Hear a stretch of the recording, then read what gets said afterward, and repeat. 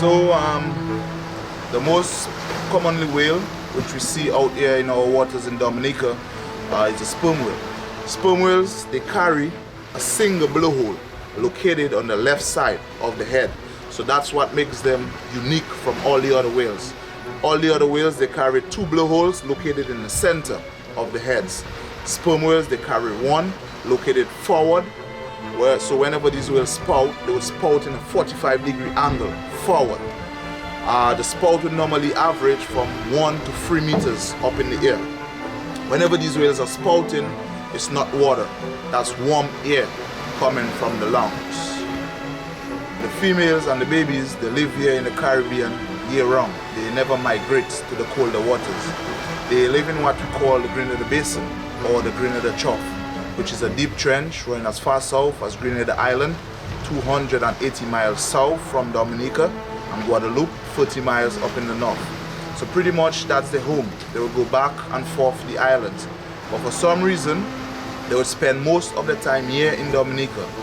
The reason for that is the depth of the water. It's very deep here. Second, lots of food.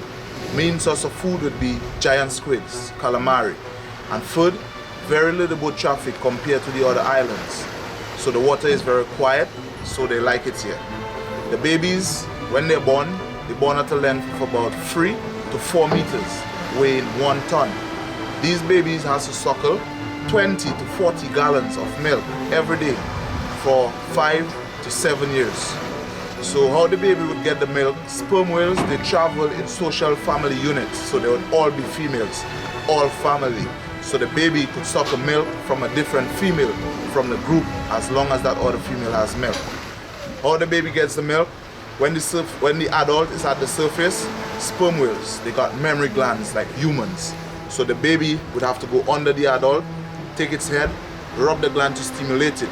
Then the adult would pump the milk out, then the baby would come to the surface to digest the milk.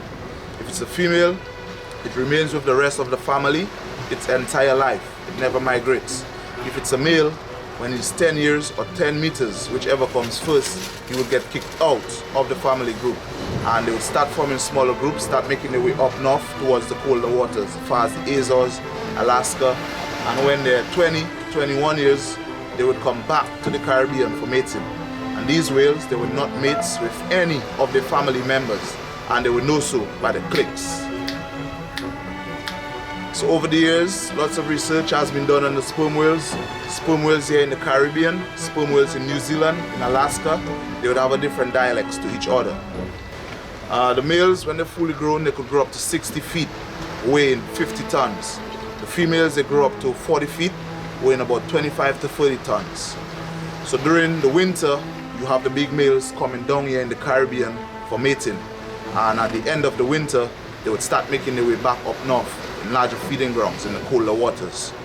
They are the largest toothed whales, sperm whales. They carry teeth in the both upper and lower jaw, 25 on either side.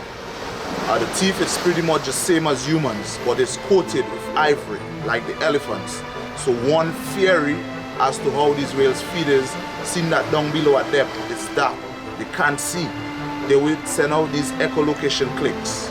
And if there's an object, the song bounces back, and they would know exactly how far and what it is. The females, they are very slow breeders, unlike the other whales like the pilot whales, humpbacks, which just go on and on. These ones, after giving birth to a baby, they gotta wait 5 to 7 years interval before giving birth to another baby. So in the lifespan, they could give birth to like 5 to 6 babies.